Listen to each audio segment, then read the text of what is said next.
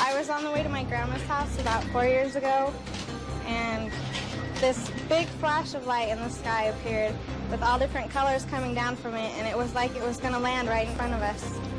And it never did. It just shot up in the air all of a sudden really fast. And it was right before Christmas time, and my mom and everyone else saw it, and we really thought it was neat. We noticed a very bright star-like object raised behind the rim of the forest. It was rising slowly at an angle in our direction.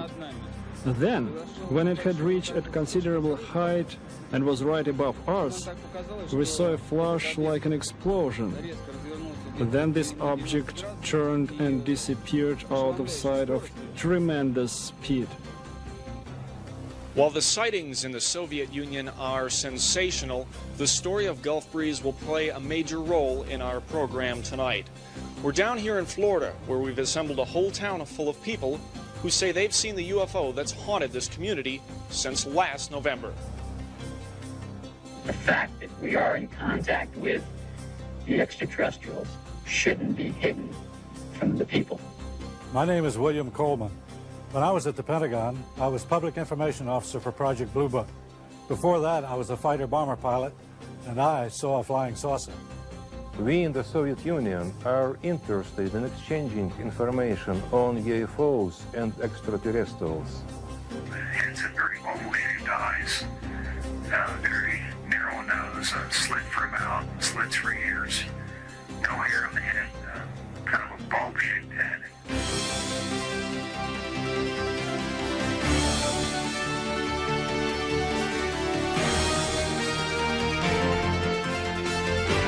Tonight, for the first time in history, men and women from all over the world come together via satellite to share their experiences about unidentified flying objects. From the nation's capital, Washington, D.C.,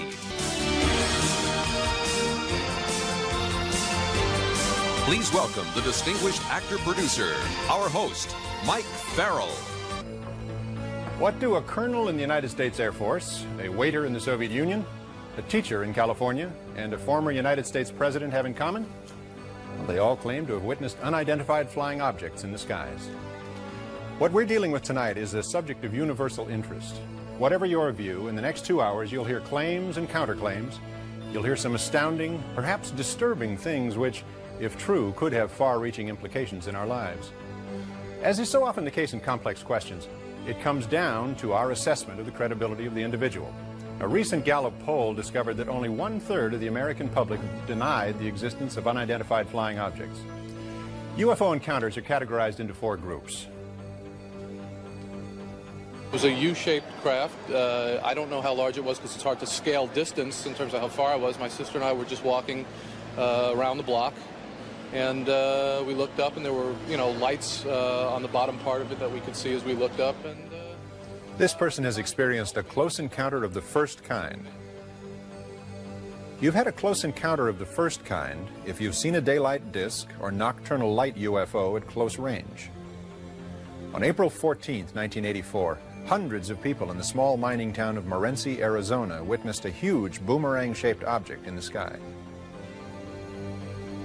Close encounters of the second kind are visual evidence of a UFO's landing, such as impressions made by the craft, burned or irradiated soil, trees, or grass. In August of 1979 in northern Minnesota, when Deputy Sheriff Val Johnson encountered a brilliantly lighted object, his vehicle was knocked off the road, the hood dented, 2 antennae bent, and a headlamp broken. In a close encounter of the third kind, which Steven Spielberg made famous, the witness observes or actually confronts the occupants of the UFO. Close encounters of the fourth kind include people who claim to have been abducted by extraterrestrials.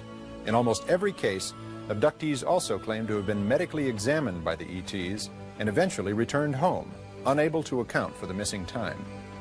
Now welcome the author of The Search for Extraterrestrial Intelligence, the distinguished astrophysicist, Dr. Thomas McDonough.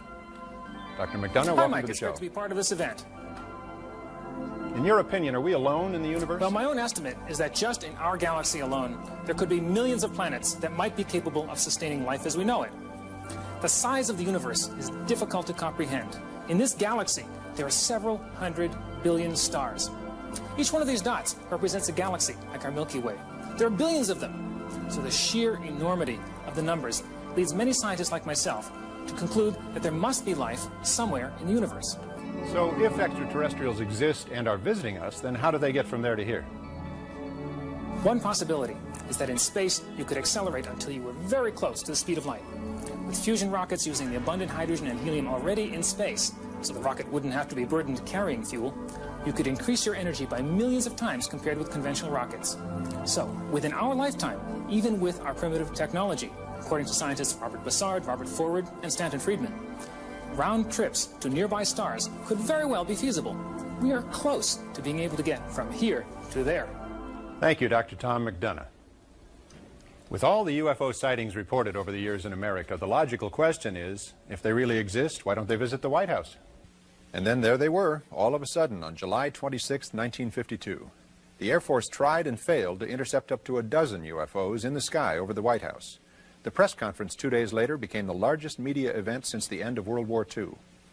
We can say that the recent sightings are in no way connected with any secret development by any agency of the United States. With all due respect to the Air Force, I believe that some of them will prove to be of interplanetary origin. In my position in the Research and Development Organization of the Bureau of Aeronautics and of the Navy Department, I am thoroughly familiar with both our aircraft and our guided missiles programs and can state without reservation that the Navy has no saucer-shaped aircraft or missile in any of these programs. Headlines around the country aroused so much attention that the Air Force formed an official investigative unit, Project Blue Book. With me now are two retired Air Force colonels who were actively involved in that inquiry. Colonel Robert Friend, who headed up Project Blue Book for 5 years, and Colonel William Coleman, a former Air Force squadron commander who was Pentagon spokesman and chief of public information for the Air Force. Colonel Friend, Colonel Coleman, welcome. Gentlemen, has the Air Force been involved with UFOs before the White House incident?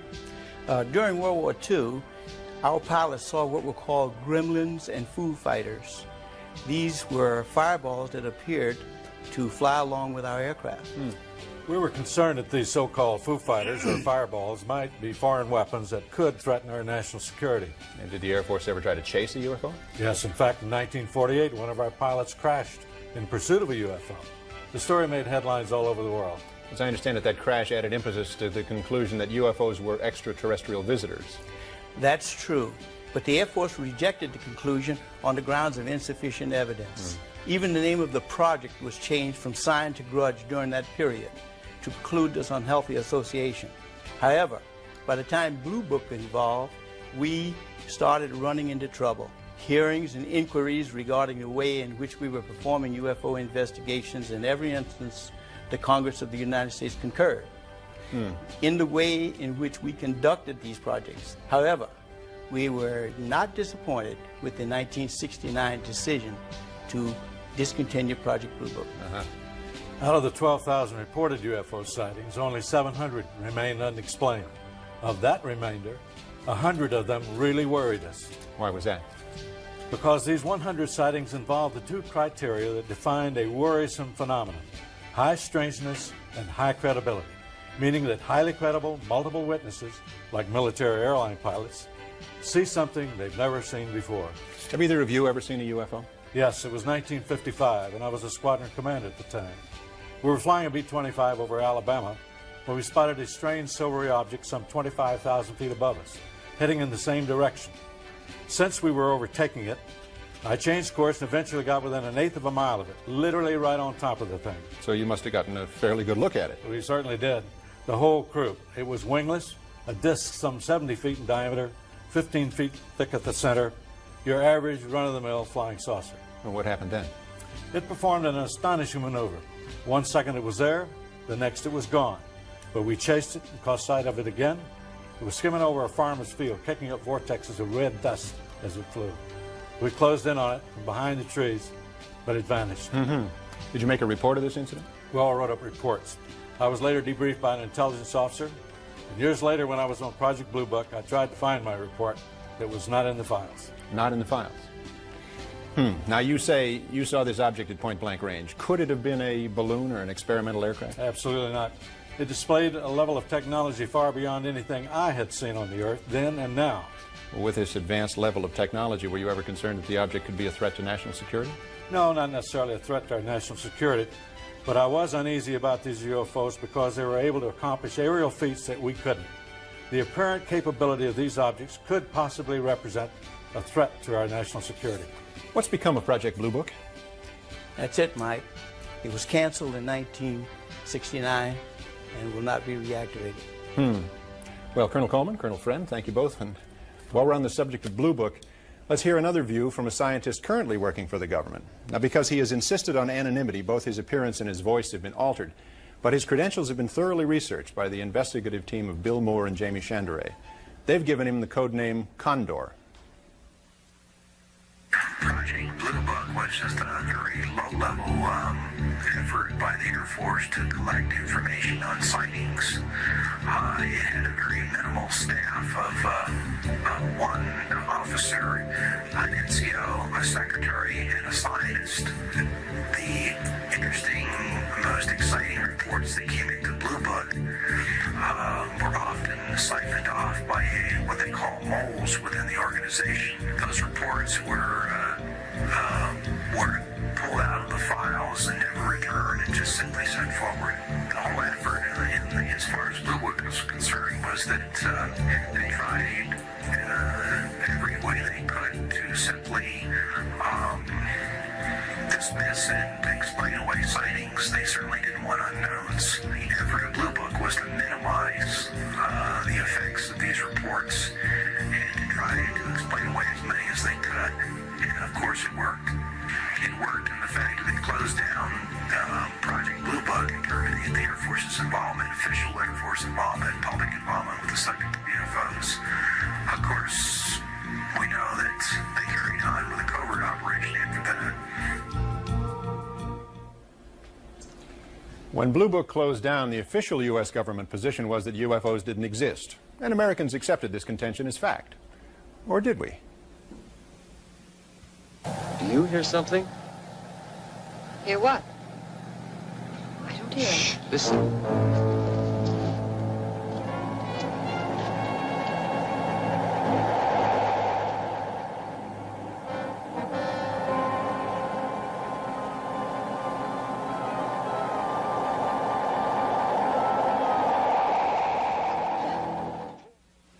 Subsequent reports were discredited, relegated to the tabloids at the supermarket checkout counter. After Blue Book's final report, anyone who claimed to see a UFO was considered some kind of nut. It was a saucer. We saw it. We heard it, both of us. What more do we need to know? Well, we have to have time to think, to evaluate this before we sound off. So most sightings go unreported, particularly sightings by aircraft pilots. Could be a satellite. Aries 31, I have the primary target now in your 10 o'clock position, 5 miles off. I've never seen one like that. About an SR-71? The traffic is proceeding northeastbound, no altitude readout. Roger, Senator. Traffic's really moving now. Be a problem now. You send about 1,500 feet too long. Wait a second. Stand by one. Okay, Senator. Aries 31, the traffic is turned. He's heading right for my windshield.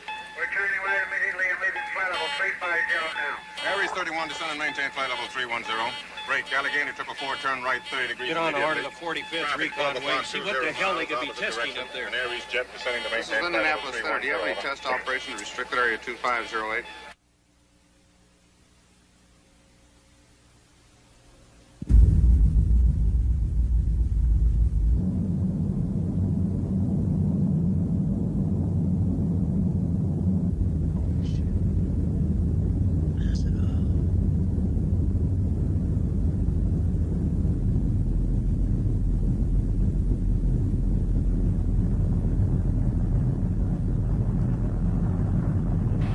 EWA 517, do you want to report a UFO? Over.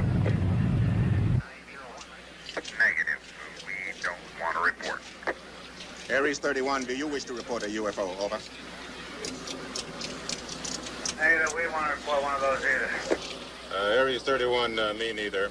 I'll try to track traffic to destination, over.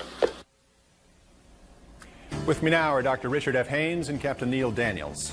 Dr. Haynes, now retired, directed research and development projects at NASA's Ames Research Center for 20 years. Welcome, Dr. Haynes. Captain Daniels. Dr. Haynes, tell us about pilot sightings that you've been studying. Well, Mike, I've dealt with over 3,000 pilot cases from all over the world, including some very skeptical pilots, I might add, who have since seen a UFO and completely changed their minds and risked their reputations. Why do you limit your research to pilots? Well, because pilots are very reliable and credible witnesses. Their jobs and their lives of their passengers depend on them. They must be aware of what's going on in the skies around them. Unfortunately, most of them ask for anonymity.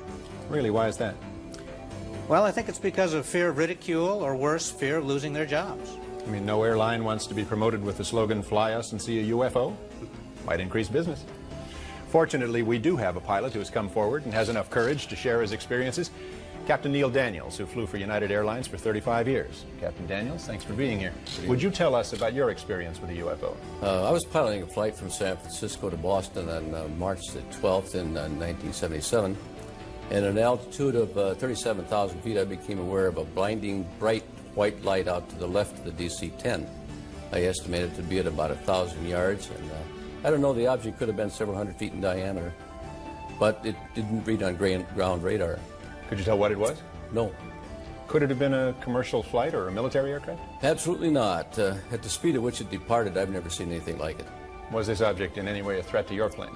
The three compasses were indicating opposite directions, and the plane was veering off and banking to the left by a strong magnetic pull. Well, how did you and your crew react? The flight engineer kept repeating, "I don't want to see it. I don't want to know about it." I don't want to know about it. Did you file a report? It was a short layover, and the FAA would have hassled me all night, so I let it go. So that was the end of that? Yes, but 6 months later, I was on a hunting trip with my boss, and I told him the story, and he said, "Gee, I'm sorry you told me that. Strange things happen to people who have these sightings." Strange things? Like what? Well, in my experience, people are fearful of losing their jobs or being transferred. So much for telling the truth. Incidentally, Captain Daniels now lectures at San Francisco's Fear of Flying Clinic. I mean, flying airplanes, not flying saucers. This is American Flight 812 requesting...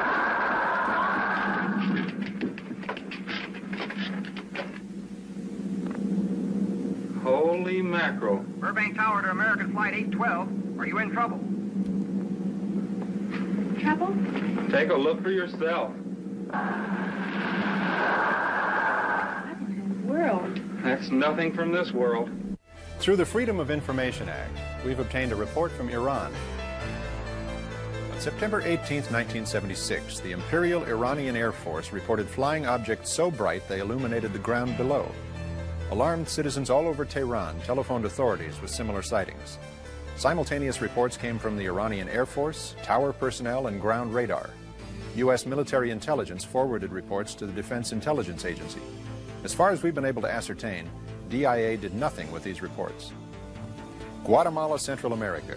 Camera crews were poised to film a car commercial. Suddenly, the cameraman was distracted by lights in the sky. And now, from Manitoba, Canada, an eyewitness account. Welcome, Mr. Robert Barry, an independent researcher and investigator from York, Pennsylvania. Bob, tell us about the sighting near Winnipeg, Manitoba. We're watching as this UFO moves across the screen 3 times at normal speed. Then the same movement once in very slow motion, 1/40th the normal speed. Now here's another sighting of the same object, also witnessed by the whole town of Carmen, Manitoba, who turned out for the incredible light show. Now, as we slow the film down, watch as the UFO jumps from the right side of the screen to the top of the screen and lights up the whole sky. The UFO is calculated to have been traveling faster than 30,000 miles an hour. Now, by satellite to Moscow for the first UFO glasnost in television history. Please welcome, from the Soviet news agency TASS, our journalist and UFO investigator, who has researched many encounters with UFOs in the Soviet Union, Mr. Sergei Bulantsov. Tell me, what are the most impressive recent UFO reports in the USSR? In 1984, a Tupolev aircraft flying from Tbilisi to Tallinn encountered a UFO at 4:10 a.m. Can you tell me who witnessed the event? First the pilot noticed a bright beam of light shoot down to the ground. Everything on the ground, road and houses, were totally illuminated by the, please illustration, were totally illuminated by a beam of light. The beam of light was redirected onto the airplane, and the crew saw a blinding white point of light surrounded by concentric colored circles. Yes, I'm told that that indicates the presence of a very strong magnetic field. What happened next?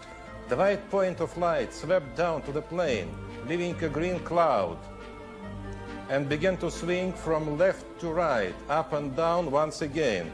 Finally, it flew alongside the airplane, and as if it was an escort, the passengers of the plane also saw this UFO, and after landing in Tallinn, Estonia, the crew was told that this UFO had been also seen on the radar screen. The common denominator in these sightings seems to be some sort of light phenomenon. In March 1981 in Yaroslavl, some 200 kilometers from Moscow, north of Moscow, two witnesses, Vitaly, 23, and Alexander, 32, saw something really very strange in the park. That was an egg-shaped object lying on the ground just 6 or maybe 7 meters from them. The object was bluish, about 5 meters in diameter and 2 or 3 meters high. Suddenly the object moved and began to open like a flower. Alexander saw two human-like beings of European type, but very tall, more than 2 meters, close to 7 feet. They grew up from the center of the object and approached Alexander. He said both beings were radiating some kind of rose-colored light. Their heads were clear, but the rest of their bodies seemed out of focus. And then a very strange telepathic conversation took place. They said, "Don't be afraid, we won't hurt you." In the movie here, The Close Encounters of the Third Kind, the extraterrestrials communicate with us through some sort of language of music, much as you suggested they talked to Alexander. What happened next? Both human-like beings entered the flower. It closed and disappeared. What about the other man? What was he doing during this time? All this time he was sitting on the snow as if he was paralyzed. He didn't take part in the conversation. I don't blame him. Have you investigated any abduction cases in the USSR?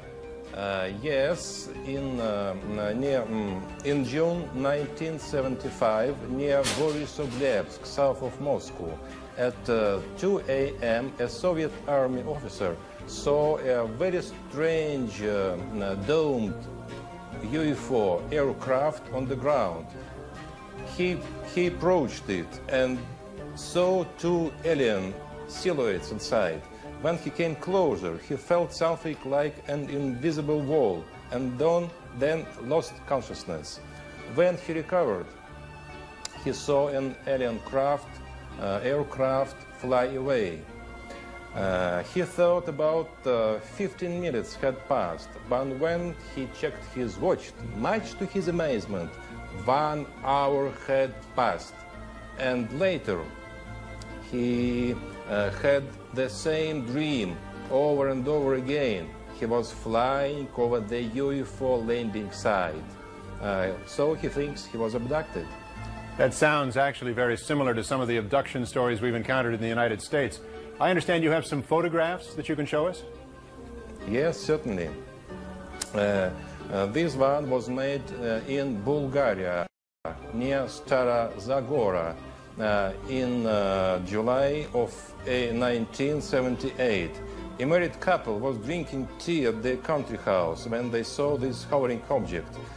And another UFO, this UFO, yes, this UFO had been seen near at the Murmansk region, near Finland's border. The same year, this snapshot had been reportedly made by the militia. Thank you, Sergei. Joining us now is Leonard Nikishin, Science Secretary excuse me, of the Working Group Extraterrestrial Intelligence in the USSR Academy of Sciences. Mr. Nikishin, I understand that you have thousands of reports of UFO sightings in the Soviet Union. Yes. Most of them were explained later as natural events, but some were mysterious and unexplainable. I feel these are extraterrestrial probes without life as we know it. You mean unmanned space probes. Was there any official reaction to UFOs from Soviet science? Recently, most scientists here dismissed them. But now the situation is changing. Several years ago, we formed a UFO group that included many investigators, scientists, cosmonauts, technicians, writers, journalists, and so on.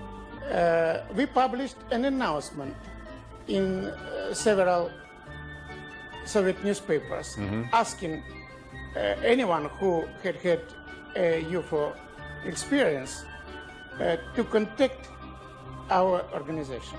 Very good. Personally, I am sure we'll meet extraterrestrial at last, maybe sooner than we think. Thank you, sir. Sergei Bulontsov, Leonard Nikishin, thank you very much for all you've done so far. Stay with us and we'll get back to you. In the 1950s, America went UFO crazy. Waves of sightings were often followed by waves of hoaxes. Pranksters were busy airbrushing negatives and doing photographic cut and paste jobs. They even tossed saucepans in front of the camera and dangled hubcaps in the air. Obviously, they were just out to get publicity. George Adamski claimed direct contact with blonde-haired aliens who took him to the moon and Venus, where, he said, he took these photographs.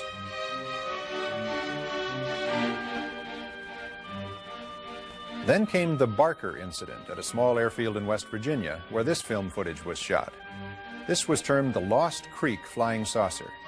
Many people who saw this film believed that the hanging thing you see was in fact a UFO. We'll leave it to you.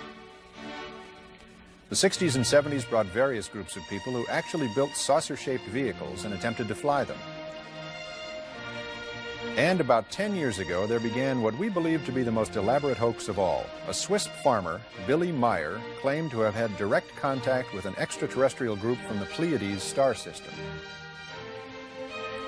Meyer produced photographs of what he called beam ships. And the occupants of these beam ships. Interestingly, one of the aliens looked very much like a Swiss fashion model, and the so-called beam ship was found in his barn.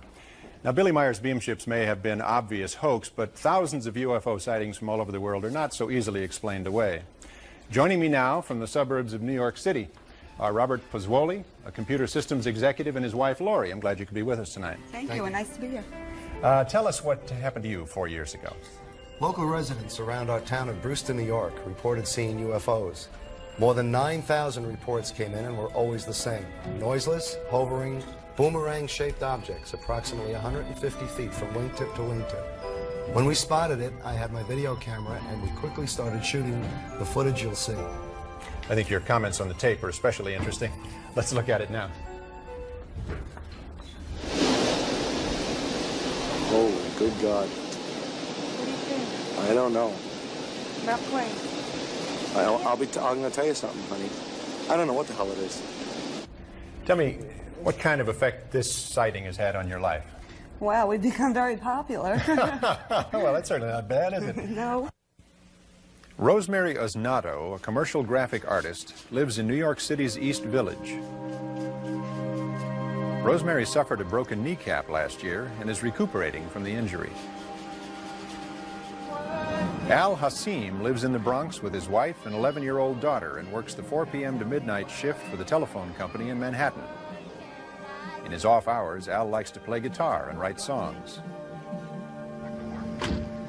Lisa Salviano of Lake Hiawatha, New Jersey is 24, married, and pregnant with her first child. She works as a secretary in Morristown, New Jersey. These three ordinary individuals, unrelated to one another, share one extraordinary experience. With the guidance of a psychiatrist, Dr. Rima Lebo, they have been able to relive deeply buried memories that will astonish you. Under hypnosis, the subjects are put into a relaxed state in which they can recall these disturbing memories. And once regressed, they relive the experience in real time, often very emotionally, moment by moment. They re-experience what they went through the first time, though it may have taken place months or even years earlier. Now, please watch as we replay portions of their hypnosis session now.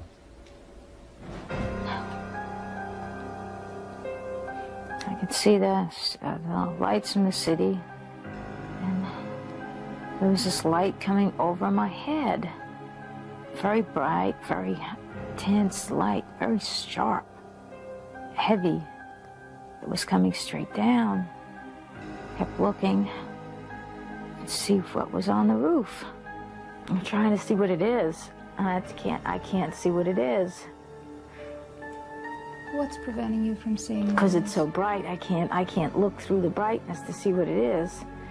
I was woken up. I was sleeping. And I woke up. Mm-hmm. There's somebody outside my window. Mm-hmm. They wanted me to go out. Mm-hmm. And I didn't know how I would get out there because the window was there. Mm-hmm. But when I thought that, all of a sudden I started to move up and out. And I went through the window. And I thought that was so neat. Can you feel your feet on the floor and walking in a regular way? No. Oh.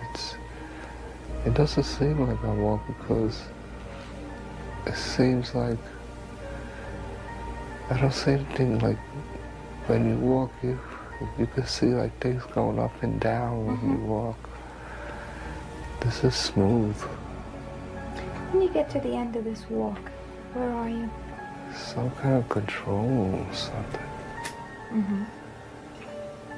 What makes it look like some kind of control room? Because of this. It's like a big console in there. I think there was a table in the room. Table in the room? Like an eating table? Mm-mm. Oh, what kind of table? Like a doctor's office. Like they make me lie on it. Lie down on the table? You're lying on your tummy? On my back. On your back.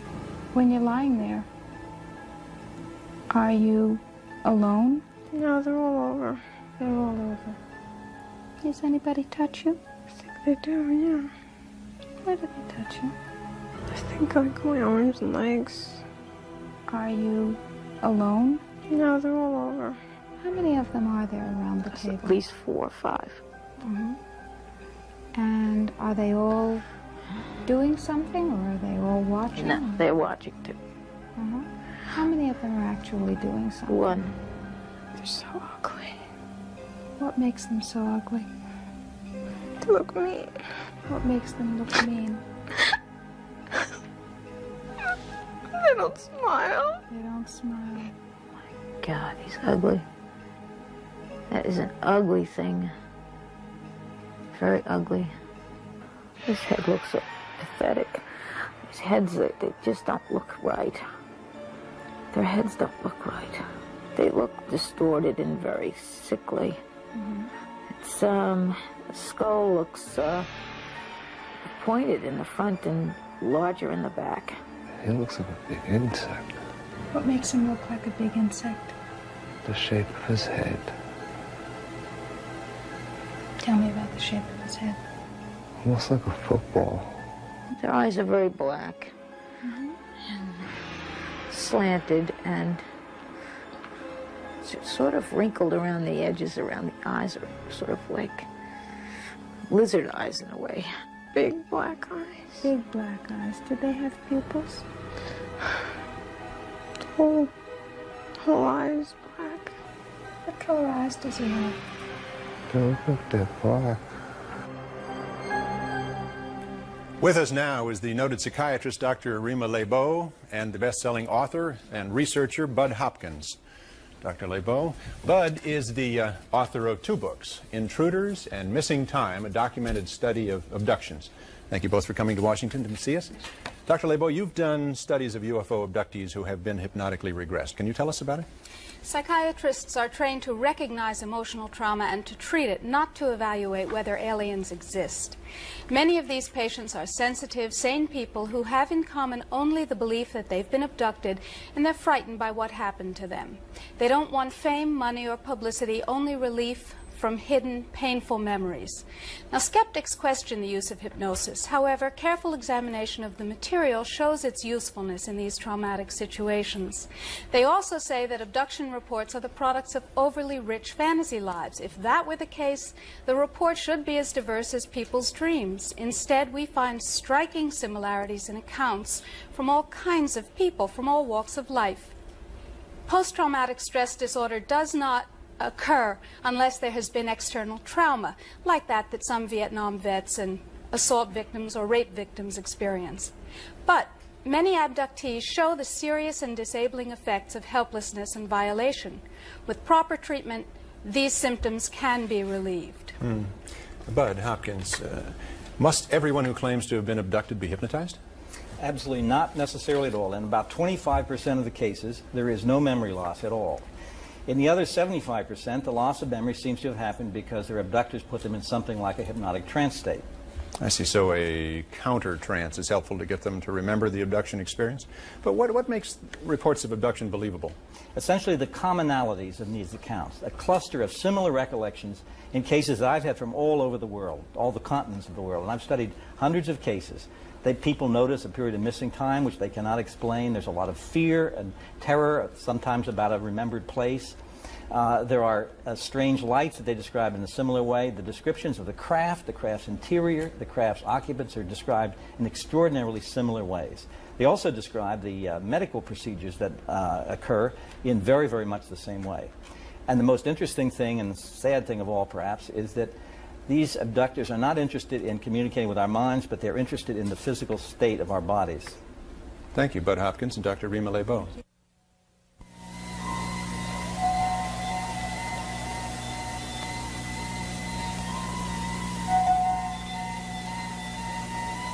Come.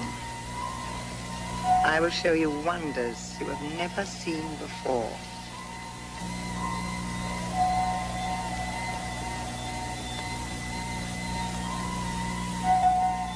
One of the most intriguing UFO stories occurred in July of 1947 in New Mexico. With me now are Bill Moore, co-author of the Roswell Incident, and nuclear physicist Stanton T. Friedman. Both of these gentlemen have done extensive research on this case. Thanks for joining us. Bill, how many people were involved in the New Mexico incident? We have personal testimonies from about 100 people. One of the most important of these people was Bill Brazel. Brazel's father managed the land where the incident took place. Apparently, a UFO had been caught in a thunder and lightning storm while in the area. The next day, Brazel's father went out on horseback to check for property damage and came upon the wreckage of a strange aircraft which fanned out for nearly half a mile. The corpses were found a couple of miles from the site of the crash. Wait, just a moment. Corpses? Dead alien bodies, called extraterrestrial biological entities, EBEs if you wish. We got reports that they appeared to be small humanoid bodies with large hairless heads, wearing one-piece seamless gray skin-like clothing. We assume they must have ejected from their craft with some kind of ejection capsule. The Air Force came and recovered the bodies and took them away for autopsies. Gentlemen, autopsies, EBEs, this is rather unsettling information. Level with us. What do we know to be fact? We know these are the facts. A very strange spacecraft exploded. Pieces of the craft were recovered. Several bodies were found and removed along with the wreckage. We can prove the story was covered up very quickly at the highest level and given a classification above top secret. Flying saucers are real, period. The first person sent by the Air Force to investigate the crash site and to take care of the wreckage was a Major Jesse Marcel. Let's meet his son, Dr. Jesse Marcel, who was 12 years old at the time and, needless to say, has never forgotten that incident. Welcome, Dr. Marcel. Nice to see you. Jesse. Joe. Jesse. Doctor, tell us, if you will, about the night your dad came home from that crash site. My father came home with his car loaded with debris after investigating the crash site. He brought the material into the house where he, my mother, and I sorted through the stuff. Among the litter was a foil-like sheathing alloy. It was metallic and it looked like the skin of an aircraft, but it was unlike anything I had ever seen. Also, there was an I-beam about 1 foot to 1.5 feet in length, about 1/2 inch across.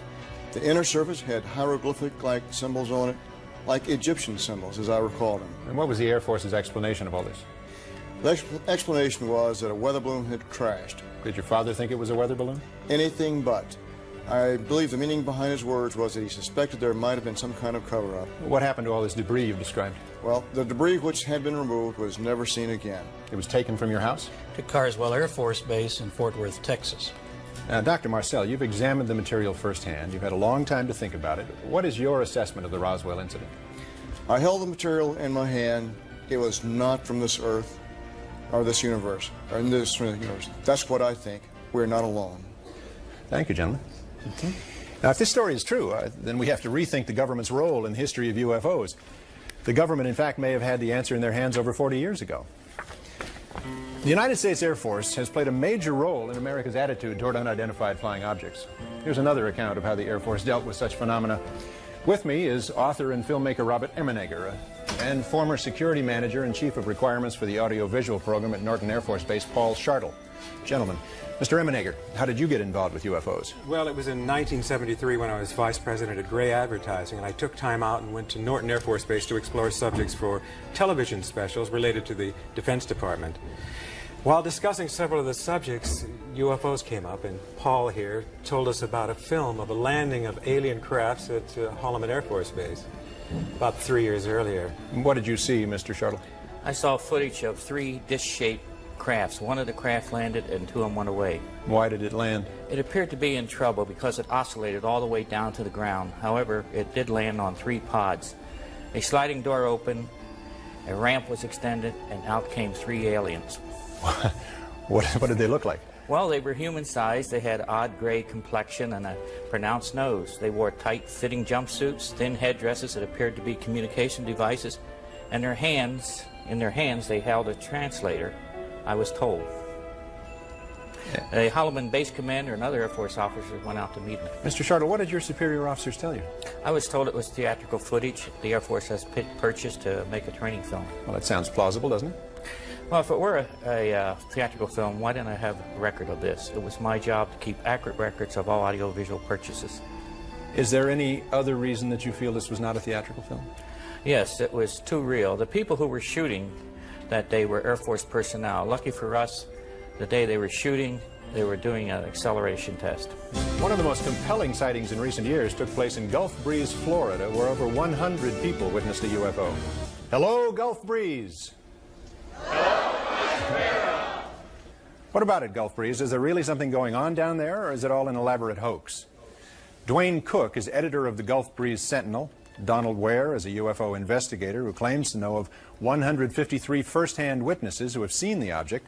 Jerry Brown is the chief of police in Gulf Breeze. Don, you're an ex-Air Force officer who's firmly convinced something extraterrestrial has been appearing in the skies above Gulf Breeze. What convinced you? Mike, one couple had 22 encounters, including 18 separate photographic sessions in a 5.5-month period. And many independent witnesses, highly credible, also reported seeing the same objects that were photographed. All right. 4 people reported seeing the aliens, 6 reported blue beams coming from the UFO, and 10 have reported periods of missing time. Okay, how about you, Chief Brown? I take it you're not convinced. No, sir, I'm not. We are have one of the busiest airspaces in the country, And not to say that all these people here are lying, not telling the truth. I firmly believe they are seeing something, because at any time or any place there's different lights, different things that you can see. What I don't believe is the things the local papers and the TV media has put out of a flying saucer with beings from another planet. I just simply don't believe that, Mike. Okay, Dwayne, I guess you could say that you're the fellow responsible for stirring this up. Your paper has faithfully supported Ed's story, much to the consternation of many of your neighbors. Well, I guess you could say we have stirred it up, Mike, but I really can't say I'm aware of any too much consternation. Most of Gulf Breeze really believes Ed's photographs and his story. Just like they believe the 100+ other witnesses that have seen it, most of which are here tonight. Reporter Mark Curtis in Pensacola has followed the saga of the Gulf Breeze UFO from the very beginning. What were your initial thoughts? This is the story of the witnesses and the people. Charlie Summerby and his wife Doris saw this object last November. Charlie, if you could tell us what you saw. Well, it was right after sunset over East Bay. We saw this circular object. It was bluish gray in color and with light shining out through portholes. And the really amazing thing was, there was no sound. Jesse and Alice Bertram, please join us. Jesse is a youngster here. He was playing with a friend last December. Tell us what you saw.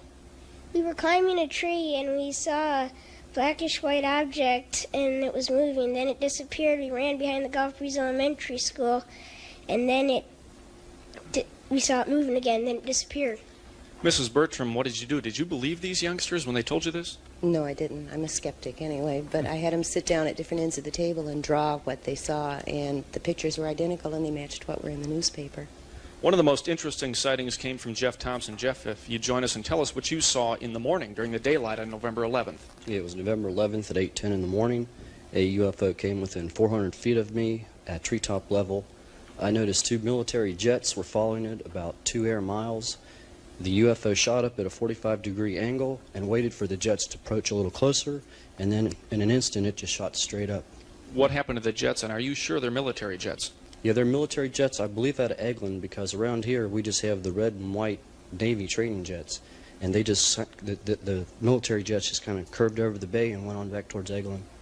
This may just be the tip of the iceberg. How many people in this room tonight have seen a UFO? Raise your hands, please. Wow. There you have it, Washington. Okay, well, you keep watching Gulf Breeze because you'll find this next thing interesting. Earlier in the show, we met Bill Moore. Joining us now is Jamie Chandere, a television producer and director. Both began regular contacts with government agents regarding UFOs 6 years ago and amassed an enormous quantity of information about the government's UFO program. Welcome, gentlemen. Bill, tell us how you first got involved. I got a phone call after appearing on a radio show from a man who said, "You're the only person we've heard talk about this subject who seems to know what he's talking about."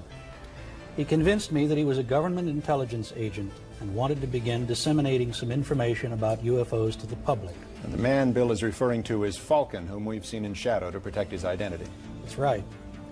I didn't think that I could handle it all alone. The volume of material I was getting from Falcon was rather mind-boggling, so I got together with Jamie. And we joined forces in June of 1982, and Falcon told us about MJ-12. MJ-12 functions as a policy-making group relating to extraterrestrial activities and contacts and UFO activities within the United States. They make the policy, obtain presidential approval, and then field activities implement the policies. How did you acquire the MJ-12 documents? Well, they were mailed to me in a plain brown envelope, which contained President Truman's executive order establishing MJ-12 and the briefing document to President-elect Eisenhower, informing him of the 1947 crash in Roswell, New Mexico, and the recovery of alien bodies. Now then, there were follow-up postcards, Ethiopian picture postcards mailed from New Zealand with puzzles and riddles. Right, the puzzles were clues. For example, for a stylish look, shop Suitland. This led us to the National Repository in Suitland, Maryland, where we discovered the existence of top-secret documents and filed a Freedom of Information request, which led us further to the Cutler-Twining document. Now, all of our meetings with Falcon were secret. Now, wait, gentlemen. Riddles, postcards, secret meetings, code words. Didn't you suspect somebody was pulling your leg? Well, we always look for a hoax, but within every clue, there was always some verifiable fact. So you were able to verify MJ-12? Validating MJ-12 was difficult because we couldn't find any government agency that would admit publicly that they were aware of MJ-12's existence. Well, so without validating it, how do you get from there to here? Well, after hundreds of hours of research, we're working with experts trying to validate the documents. But most important, the contacts have grown to include Falcon and 9 other government agents. Now, why do you believe them? Well, because we've been able to meet with them, we've been able to check and verify credentials, and it's clear that they are in secret, need-to-know positions. Falcon's position, for example, gives him access to the MJ-12 infrastructure. Why don't we just hear it in his own words? MJ-12 was a group of people within the government. MJ-12 was created by President Truman in the early 50s. And their job was to investigate, keep track of information pertaining to UFOs. Part of their job was scientific advancements. But their primary purpose was to keep track of the information coming in on UFOs and to analyze the information, both scientifically and in a way that would advance our technology. There are government officials and elected officials that are automatically briefed on the existence of the MJ-12 activities. These officials include the President, the Vice President, as elected officials, the Director of Central Intelligence, and the Director of the National Security Agency. The MJ-12 policy is headquartered at the Naval Observatory in Washington, D.C. The United States Navy has the primary operational responsibilities of field activities relating to the MJ-12 policies. All information gathered in the field, not necessarily by Navy personnel, is transmitted to the Navy for analysis. Other known government agencies feed information to MJ-12 through a top-secret cover project known to us as Project Aquarius. Now, MJ-12 connects to select individuals within the National Security Council, the Joint Chiefs of Staff, the White House Intelligence Unit, the National Security Agency, the Central Intelligence Agency, and the Defense Intelligence Agency. The research is conducted, the data classified and cataloged, all under the umbrella of strictest national security.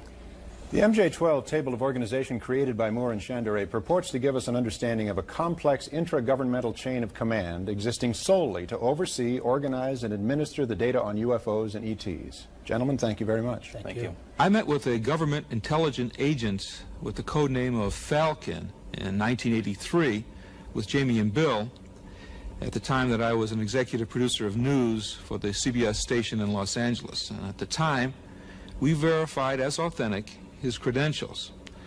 And then again in 1987, we met again with Falcon and again verified his credentials. I'm satisfied at this time that he is who he says he is. The fact that I've proven my identity to you, I've showed you my credentials and verified my existence within the intelligence community. You also have some of my colleagues who have verified the same information. We asked Falcon where he found out so much about extraterrestrial biological entities, or EBEs.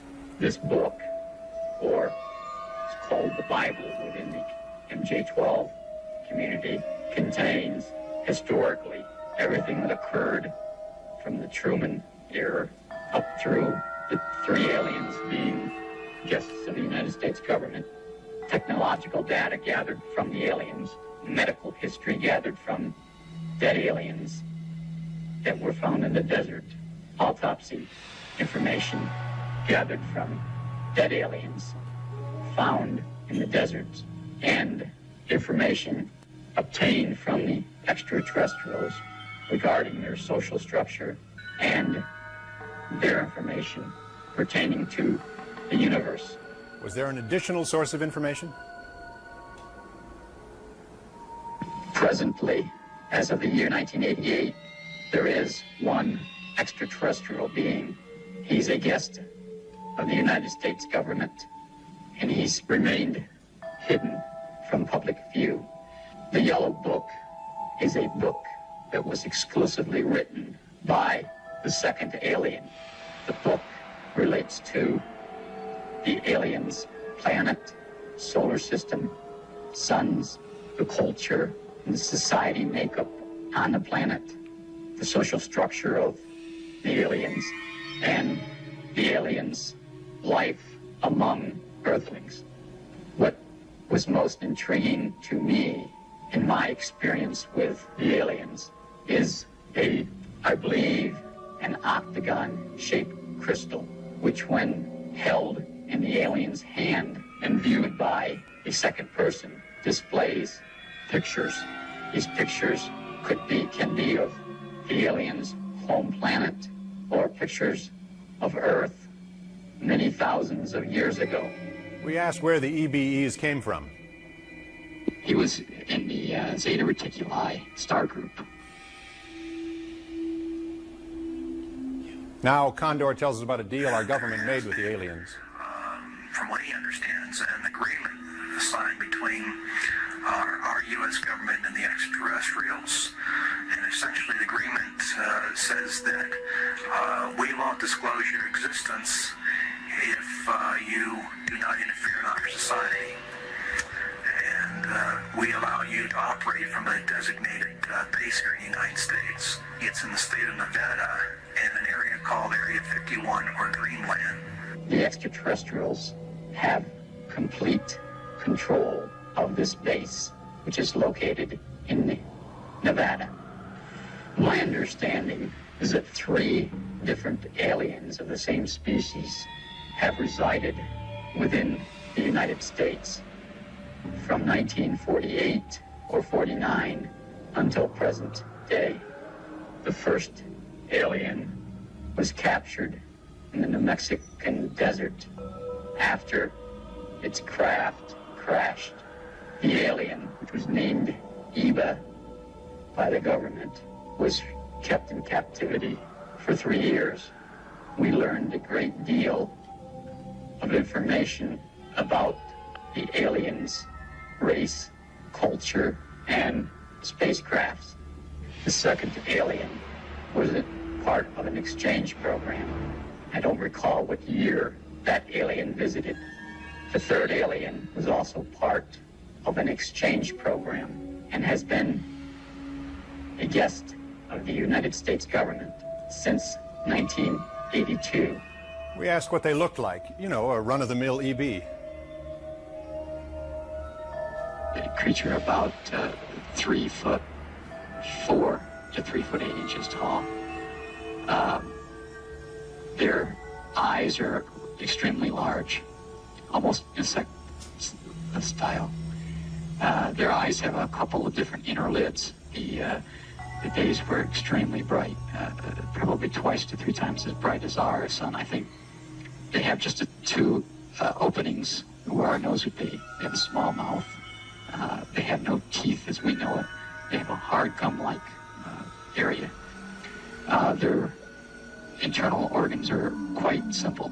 They have a one organ which does the job of our heart and lungs. Their digestive system is really simple. Their skin structure is extremely, it's a very elastic skin and hard, probably hardening from their sun. They have some basic organs. Their brain is more complex than ours. It has several different lobes than ours have. Their eyes are, where our eyes are controlled by the back of our head, theirs is controlled by the front of the brain. Their hearing is quite better than ours, almost better than a dog's, small areas. Their sexual organs they have males and females. Their kidney and bladder is one organ. They excrete waste. They have another organ, which I don't know if our scientists determined what it was for, but they believe it's to transfer the solid wastes and the liquid wastes. They have hands without thumbs. They have 4 fingers without any thumbs. Their feet are web-like, small web-like. So many questions occur. Do they believe in a supreme being? What's their intelligence level? What's their average lifespan? It's approximately 350 to 400 Earth years.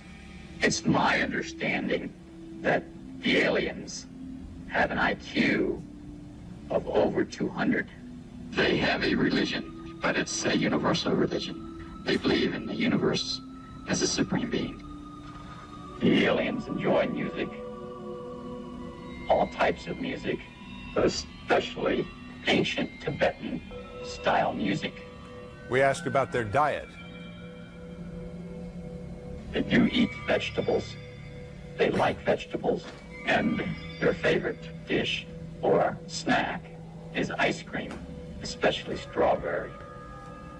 Well, the next time you're in an ice cream parlor, just quietly notice who orders strawberry, okay? As a wrap-up, Falcon and Condor said to us, I personally feel that this information should be presented to the public. There's only a small portion of the information that we've gathered from the extraterrestrials that should be safeguarded or classified. Condor also suggested he'd like to see a congressional hearing on the subject. Interestingly enough, he, Falcon, and a third source have agreed to meet with the senator's staff to discuss all of the information they claim to have concerning UFOs and aliens. From this meeting, a Senate investigation could ensue. Now, if this is true tonight, we're witnessing history in the making. Once again from TASS, here is Sergei Bolantsev. Tell us again, Sergei, about the preliminary findings from Tunguska in Siberia. Are you on the line, Sergei? The Tunguska explosion, which occurred in 1908, still attracts a tremendous amount of public attention. I traveled twice to the site of the explosion. It is in a very remote, very distant part of Siberia. And according to some recent findings, the most astonishing fact about Tunguska explosion is that actually there were two objects, I would say two UFOs. The first one had been seen early in the morning at approximately 8 a.m. and it exploded over the Tunguska forest. And the second one had been seen in the afternoon. One can get the impression that the second object was looking for the first one. Yes. And Mike, by the way, why shouldn't we arrange a joint Soviet-American expedition to the site of the explosion? I think that's a terrific idea, Sergei. I'm sure there are many Americans who would like to join us. We'll talk further. Now, we're looking forward to the final reports from this latest expedition to Siberia. Thanks for the news flash, Sergei Bolantsev, and thanks for opening a new channel of communication between the U.S. and the USSR. Now, we've invited three people who are highly skeptical of UFO phenomena. We would like them to give you their point of view. Let's meet them. First, David Williamson, a 30-year veteran NASA senior staff member who is well known as the UFO point person at the National Aeronautics and Space Administration. James Oberg, who has written many books and articles about space and UFOs and lectures widely on related topics. And finally, Dr. Herbert Spiegel, who heads the Columbia College of Physicians and Surgeons postgraduate program in hypnosis and is the author of the book Trance and Treatment, The Clinical Uses of Hypnosis. Gentlemen, thank you for being here. Dr. Spiegel, you're the expert in hypnosis. What do you think of the technique of hypnotic regression? Well, the hypnosis is accurately regarded as controlled imagination, which includes misperceptions as well. Now, what you can do with hypnosis is to intensify the memories that we have, but that also includes our inner feelings as well as our memories with the original distortions in the first place. But hypnosis does not at all enhance the accuracy of the original perception in the first place. Does not? Does not. The question of commonalities, does that mean anything? It's simply because we know that in our forensic work that too many misperceptions occur in the first place. I see. And if you now intensify it with the vivid recall of hypnosis, then all you do is exaggerating what you already started off with as a misperception. All right, sir. Mr. Williamson, what does NASA's point man on UFOs have to say in response to the material you've seen? It's sort of interesting. The official NASA position has been for 11 years that we will analyze legitimate materials physically available to us, given us a quick claim so that we can cut it apart and so forth. Mm-hmm. In those 11 years, we haven't had any physical evidence. What you're dealing with here seems to be a phenomenon, very real, since Ezekiel all the way to Florida. Yes. But it is not a physical phenomenon that you can measure, that you can put your hands on, that you can bring to the laboratory. I don't know what it is. It's obviously real. You can have some hoaxes, quite a lot of hoaxes, as you saw tonight. Yeah. But you also have a lot of people who know that they have felt something. experienced something. We don't know what it is. Keep an open mind and wait for physical evidence is probably the best scientific advice you can get. In the meantime, look for ways to measure this thing. Very good. Mr. Oberg, what do you think about the evidence you've seen tonight? Well, I think it's some fascinating material, Mike. The most interesting part is that the material as it was put together left out an awful lot as well. Material within the UFO community itself, with a lot of controversy and skepticism among UFO believers about the MJ-12 material, about Gulf Breeze as an example. I'm glad to see that the Russians were brought into this, because that really underscores what I think is happening in a lot of these reports, which is that people will see and interpret things in the sky as they interpret them, and many times the government doesn't really mind that UFOs are seen as flying saucers. The cases discussed tonight, particularly the first case from the airliner, 1984, at 4:10 a.m., turns out to have been, and it was seen by other people outside of Russia as well, a military rocket test up in the area of Plesetsk, which was a secret space center. This happened so many times in the Soviet Union, they released official scientific reports from the Academy of Sciences claiming that things that people see, which happen to be weapons tests, space weapons tests, for example, are UFOs. So to call them flying saucers and to present that point of view is actually to take part in the cover-up of their true nature, which is in some ways a very ironic feature. Now, in terms of whether or not these are real UFOs, whether or not the MJ-12 stories, which seem to change every time we hear them from Falcon, are true, I'm afraid we don't have a 900 number. But I suggest people go out and buy strawberry ice cream. If it's all gone, maybe the UFO guy will go away. Great. Thank you very much, gentlemen, for being here. Let's look at the last decade. Computers that filled whole rooms now fit in your shirt pocket. Transmitters that once were the size of a bread box are now the size of a bee. Now, let's look at today. Holographic images, CD and optical disc players created by the laser. We can send more information through a single weightless beam like this in 1 second than Edison could send in 5 days through 1,000 tons of copper wire. Suppose someday, instead of pictures, we could transmit the life code that makes you you. Beam your DNA, the personal blueprint of your essence, to some distant star. Scientific reality? No. Speculation. But speculation can work. Perhaps the future holds this promise for us. Perhaps we're not alone.